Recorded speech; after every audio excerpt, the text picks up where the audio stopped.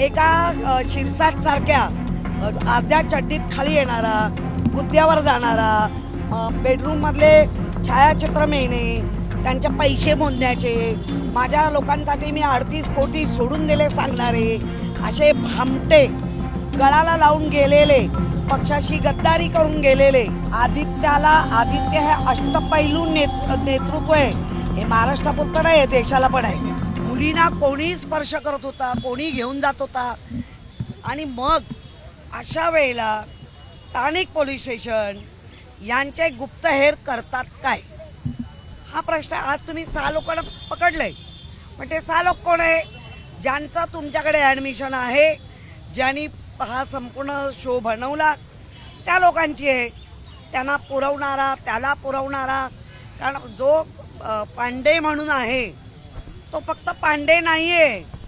पांडेच्या मागे अनेक सोंडे आहेत, मोठे मोठे सोंडे आहेत, लोंडे आहेत, मोठे मोठे. हे आडनाव नाही घेत आहे, पण सांगते, एका पांडेला पक्का झाडा आता. आणि नुसतं आम्ही एवढ्या केसेस करून आणल्या काय, काही नाही.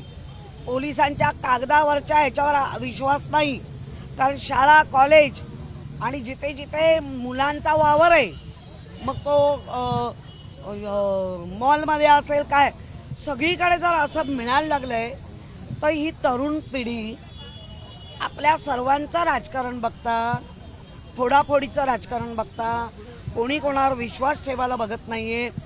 त्यामुळे अधिक शिकलेली तरुण पिढी, आता ही जी मुलं आहेत, हे MBA वगैरे केलेली मुलं आहेत, ती अशी बर्बाद होते. देश काय म्हणतोय, पंतप्रधान काय म्हणतायत, आणि देशचा नागरिक, जो देशाचा चांगला सुदृढ नागरिक विळक्यात, या ड्रगच्या विळक्यात जातोय, त्याच्याकडे कोणाचं लक्ष आहे? पोलीस स्टेशन पासून 7 मिनिटांवरती गोरेगाव नेस्को सेंटर आहे. इतक्या जवळच्या अंतरावरती जर असे प्रकार घडत असतील आणि पोलिसांना त्याची माहिती मिळत नसेल तर? मला असं वाटतं, जे आम्हाला वाटतंय ते, की ह्यांचे बाप मोठे आहेत, ह्यांच्या बापांना पण उचला, ह्यांच्या बापांचे कॉन्टॅक्ट काढा. आता तो पांडे, नंतर तो गुडघ्यावर कोणाला बसवलेलं, कारण ह्यांना ती आता आदत पडली आहे गुडघ्यावर आणायची. अरे गुडघ्यावर आणताय, महापालिकेत पण गुडघ्यावर आणले, पण गुडघ्यावर आणून आपलं इप्सित साधायचं. मग ते गुडघ्यावर बसलेले ह्यांचे बाप कोण आहेत ते आले पाहिजे. खरं तर सहज हे ड्रग्ज जे आहेत ते उपलब्ध होत आहेत, कारवाई तर केली जाते, पण ड्रग्ज कसे काय सहजासहजी उपलब्ध होत? हाच प्रश्न आम्हाला आहे. या अशा, मी तुम्हाला पोलिसांकडे त्या इव्हेंट कंपनीची नावं देतोय. त्या इव्हेंट कंपन्या जिकडे असतात ना, तिकडे ड्रिंक सप्लाय केले जातात, त्याची नावं माझ्याकडे आहेत. मी बाहेर येऊन तुम्हाला इंटरव्ह्यू देतो. त्यांच्या बापाला पकडा. खरं तर परदेशातून हे ड्रग्ज येतात असं सांगतात, यामध्ये पण मुंबईतच गुडघ्यावर आणलं गेलं वगैरे, त्यांनी आता उपचार केला. कुठेतरी राजकीय हितसंबंध आहे? राजकीय हितसंबंधापेक्षा 15 मिनिटावरती पोलीस स्टेशन आहे, इव्हेंट चालतो, 5-10 हजार 25,000 माणसं रोज येतात. पोलिसांना गुप्तहेर खातं करतं काय? आणि दुसरं असं आहे की ज्या मालकाने ही परवानगी दिली, जो नेस्केची कंपनी चालवतो, त्याची जबाबदारी नाही आहे. या सगळ्या परिसरामध्ये हॉटेल रात्रभर चालतात, लोक रात्रभर ये जा करत असतात, पोलिसांना कल्पना नाही आहे. मग याचा अर्थ असा आहे, सरकार कोणाचं आहे? सरकारची जबाबदारी नाही आहे का? अशा इव्हेंटला खरं तर मोबाईल असतील किंवा CCTV असतील हे बंद असतात, मोबाईल देखील मुलांचे घेतले जातात. देख कसं आहे, मोबाईलवरती स्टिकर लावायला सांगितलं होतं, नो यूज ऑफ फोन, जसं खूप क्लिअरली सांगितलं. एक लक्षात घ्या, आता एक लक्षात घ्या, बंद करायचं. जे लोणावळ्याला सुरू होतं, जे इतर ठिकाणी सुरू असतं, ते आता नेस्कोमध्ये सुरू होतं.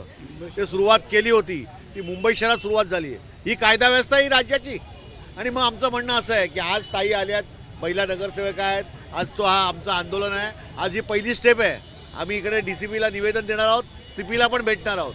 आणि नाही तर मग अशी कारवाई झाली नाही तर CP ऑफिसला घेराव घालण्याची देखील आमची ताकद आहे. नेस्को सेंटरमध्ये अनेक महत्त्वाचे कार्यक्रम होतात, मुख्यमंत्री, प्रधानमंत्री, अनेक आंतरराष्ट्रीय पातळीवरचे कार्यक्रम होतात. त्या सेंटरची सुरक्षा जर अशा पद्धतीनं वाऱ्यावर जात असेल तर काय? असं आहे की जागतिक दर्जाचं आशिया खंडातलं एक्झिबिशन सेंटर आहे. आम्हालाही वाटतं की एक्झिबिशन सेंटरमुळे मुंबई शहराची मान उंचावलेली आहे. पण याच एक्झिबिशन सेंटरमध्ये एक्झिबिशन सेंटर आहे म्हणून सवलती घेऊन या पद्धतीने इथे इव्हेंटचे मोठमोठे हॉल तयार केले गेले आहेत. आणि रात्री जे इव्हेंट चालतात ते इव्हेंट कसले आहेत? मोठमोठी हॉटेल, दिल्लीच्या पार्ट्या या ठिकाणी आल्या आहेत. माझ्याकडे 3 नावं आहेत इव्हेंट कंपन्यांची. या इव्हेंट कंपन्या जिथे जिथे इव्हेंट करतात तिथे ड्रग्ज सप्लाय होतो हा आत्तापर्यंत पोलिसांनी माहिती काढावी. आम्ही खोटं बोलत होतो, आता ती नावं मी आतमध्ये देतोय. सर या पार्टी म्हणजे पार्टी नाही म्हणा, पण हे कॉन्सर्ट होतं, हे कॉन्सर्ट असं दाखवलं होतं, पण मुंबईत त्याचं जे प्रमोशन झालं होतं ते रेव पार्टी म्हणून झालं. तर रेव पार्टी म्हणजे मेटॅलिक म्युझिक असं ते वाईट नसतं, पण रेव पार्टी मार्फत जे ड्रग्ज येतं. रेव पार्टी याचा सर्वसामान्य माणसाला अर्थ काय कळतो की जे काळे धंदे चालतात, जिथे ड्रग्ज जातो, बाकी मुली असतात, या सगळ्या गोष्टी करतात. एक तरुण पिढी बिघडवायचं काम या महाराष्ट्राच्या राजधानीमध्ये मुंबईमध्ये होतं आहे आणि या सरकारच्या काळात होतं आहे. काय करतंय गृह विभाग, काय करतंय सरकार, काय करतंय पोलीस स्टेशन, मुंबईचे CP काय करतायत. आणि म्हणून आमचा आक्षेप आहे की आज ही सुरुवात आहे, आत्ताच रोका. आणि याच्या पाठीमागे कोण आहेत ना, मग ते ऑर्गनाईज करणारे कंपनीचे लोक आहेत का, त्याचे डायरेक्टर आहेत का, आणि कोण आहेत. ताई आमचं तेच म्हणतात की याच्या मुळाची कोण आहे ते शोधा ना. ताई, एक शेवटचा तो प्रश्न जो खरं कॉन्सर्ट तर झाला, तुम्ही कॉन्सर्ट झाला त्याच्यामध्ये प्रायव्हेट सिक्युरिटी होती, पोलीस कुठेही आतमध्ये नव्हते. तर याच्यानंतरचे काही कॉन्सर्ट होतील असा अलावाच केला नाही पाहिजे. प्रायव्हेट सिक्युरिटीला अधिक पैसे देऊन डोळे झाका, कान बंद करा, अशी जर त्यांना सांगणं असेल तर पोलिसांनी ह्याच्याकडे दुर्लक्ष करता का म्हणे. मुळात एक लक्षात घ्या, ताई सांगतात तसं की कुठचाही इव्हेंट जर आतमध्ये असला तर त्याला पोलिसांची परवानगी असते. त्यामुळे पोलिसांचे गुप्तहेर खातं आणि पोलीस हे रात्री जरी इव्हेंट असला तरी त्या ठिकाणी ठेवायला पाहिजे. ज्या पद्धतीने पोलिसांनी ते ठेवलं गेलं नाही याचा अर्थ तिकडे असणारा ऑर्गनायझर, तिकडे असणारा तिकडचा कंपनीचा मालक यांना हे सगळे धंदे करायचे होते आणि म्हणून पोलिसांना आतमध्ये घेतलं नाही. पोलिसांचा फेल्युअर आहे. पोलिसांनी सांगायला पाहिजे होतं त्यांची ताकद- गुप्तहेर आमच्याकडे आहे, आम्ही आतमध्ये थांबणार. का नाही बोलले पोलीस. ताई, खरं तर तुम्ही आता निवेदन देणार आहात. ताई, निवेदन देणार आहात. निवेदनाच्या माध्यमातून काय नेमकं पोलिसांना आमचं विचारणा म्हणणं करणार? असं आहे, तुम्ही जे रेडीमेड होते त्यांना तुम्ही पकडले, पण रेडीमेडच्या मागे ह्यांचे राजकीय बाप आहेत, ह्यांचे स्वतःच्या बापांचे काय कॉन्टॅक्ट आहे, त्यांच्या बापांना पण उचला. ज्या मुलांना पकडलंय त्यांच्या पहिल्या कुटुंबाला पण ताब्यात घ्या. त्यांच्या ताकदीने ही मुलं करतायत का, कारण त्यांच्या वडिलांचा जर कोणावर वरदस्त असतील तर ही मुलं ती हिंमत करणार. त्यामुळे कुटुंबापासून सुरुवात झाली पाहिजे. नेमके ह्यांचे कॉन्टॅक्ट काय काय आहेत करण्यात नाही आली आहे. मुळामध्ये आमच्या पक्षात जेव्हा काही बदल घडत आहेत तर बाकीच्यांना मोड काय येत आहेत तेच मला काही कळत नाही. का वेगळ्या मोडवर जात आहेत. आमचा पक्ष आहे ना, एका शिरसाट सारख्या अर्ध्या चड्डीत खाली येणारा, गुद्द्यावर जाणारा, बेडरूममधले छायाचित्र मिळणे, त्यांचे पैसे मोजण्याचे, माझ्या लोकांसाठी मी 38 कोटी सोडून दिले सांगणारे असे भामटे, गळाला लावून गेलेले, पक्षाशी गद्दारी करून गेलेले. आणि उलट बरं झालं आमचा पक्ष स्वच्छ झाला, आमच्या पक्षाला तळाला गेला.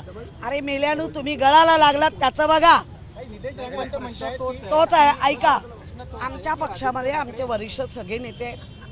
तुम्हाला राऊत साहेब बोलले तरी तुम्हाला ते नको वाटतात. तुम्ही कोण ठरवणारे. माझे पक्षप्रमुख सक्षम आहेत. आमच्या पक्षप्रमुखांचे सगळे म्हणजे मजबूत खांदे आहेत, ते पण सक्षम आणि त्यांना अधिकार दिलेले आहेत. त्यामुळे आदित्य हे अष्टपैलू नेतृत्व आहे. हे महाराष्ट्रापुरतं नाही, देशाला पण आहे.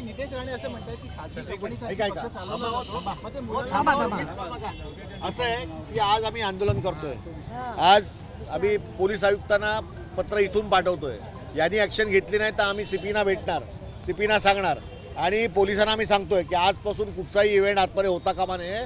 तो जर झाला तर आम्ही शिवसेना म्हणून हा सगळा इव्हेंट उधळून लावू. गेटवरून एकही गाडी सोडणार नाही. कारण या नेस्कोमध्ये अशा पद्धतीचे धंदे चालतात, ड्रग्स विक्री चालते, मुलींना पुरवलं जातं आणि जर एक समाजाची पिढी बिघडवण्याचं काम ही न्यू स्टँडर्ड इंजिनिअरिंग कंपनीचे डायरेक्टर करत असतील तर आम्ही एकही इव्हेंट होऊ देणार नाही. हा आमचा इशारा आहे. ABP माझा, उघडा डोळे बघा नीट.